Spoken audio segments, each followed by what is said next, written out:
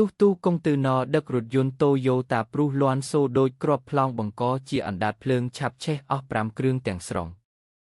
មានឧបបត្តិហេតុផ្ទុះទូកុងទ័រណមួយដែលផ្ទុកទៅដោយរថយន្តម៉ាកតូយ៉ូតាព្រុសចំនួន5គ្រឿងលាន់សូដូចគ្រាប់ប្លង់បង្កឲ្យមានអណ្ដាតភ្លើងឆាបឆេះយ៉ាងសន្ធោសន្ធៅហើយបើទោះជាភ្លាមនោះមានរថយន្តពន្លត់អគ្គិភ័យទៅជួយបាញ់ពន្លត់ក្តីប៉ុន្តែរថយន្តទាំង5គ្រឿងនៅក្នុងទូកុងទ័រណនោះបានរងការខូចខាតទាំងស្រុង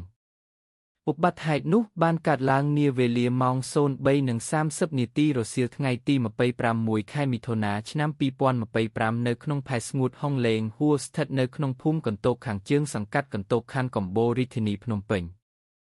តាមប្រភពពីកន្លែងកើតហេតុបានប្រាប់ឲ្យដឹងថានៅវេលាកើតហេតុខាងលើនៅសុកស្រាប់តែមានហេតុការណ៍ផ្ទុះទូកុងទ័រណមួយនៅក្នុងផែស្ងួតនោះលាន់សូដូចគ្រាប់ប្លង់ហើយប៉ាងដំបូលទូកុងទ័រណហោះចេញក្រៅចម្ងាយប្រមាណ100ម៉ែត្រធ្លាក់ចូលទៅក្នុងស្រះទឹកនិងមានកំទេចកំទីខ្ទាតចេញពេញផែស្ងួតបន្ទាប់មកស្រាប់តែមានអណ្ដាតភ្លើងឆាបឆេះយ៉ាងសន្ធោសន្ធៅនិងមានផ្សែងហុយខ្មួលខ្មឡើងលើបង្កឲ្យមានការភ្ញាក់ផ្អើលដល់កម្លាំងអាជ្ញាធរនិងសមត្ថកិច្ចខណ្ឌកំបូរបានចុះទៅអន្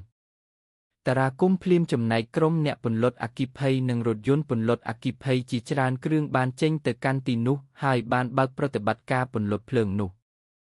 បើតាមសមត្ថកិច្ចបានប្រាប់ជាជំហានដំបូងថាពុំមានមនុស្សណាម្នាក់គ្រោះថ្នាក់ដោយរងរបួសឬស្លាប់នោះទេហើយក៏ពុំទាន់ដឹងពីមូលហេតុនៃការផ្ទុះឆេះនេះឲ្យប្រាក់នៅឡើយទេប៉ុន្តែបើតាមការសន្និដ្ឋានអាចបណ្ដាលមកពីការឆ្លងចរន្តភ្លើងអាគុយរថយន្តនៅក្នុងទូកុងទ័រណនោះម្យ៉ាងទៀតរថយន្តព្រុសនេះសុទ្ធតែប្រើប្រព័ន្ធប្រេងសាំងផងនិងប្រព័ន្ធអាគុយស្ងួរផងហើយក៏សុទ្ធតែជាប្រភេទរថយន្តមួយទឹកថែមទៀតដែលងាយនឹងឆ្លងចរន្តបង្កការឆាបឆេះ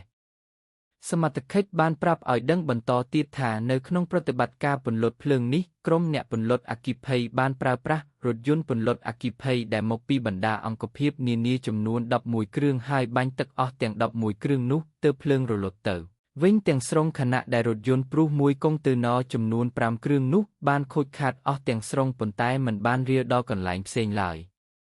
បើស្រឡាញ់ចូលចិត្តកុំភ្លេចជួយចុច Like Share និង Subscribe ដើម្បីបានវីដេអូថ្មីទៀតអរគុណចំពោះការចូលទស្សនាវីដេអូនេះ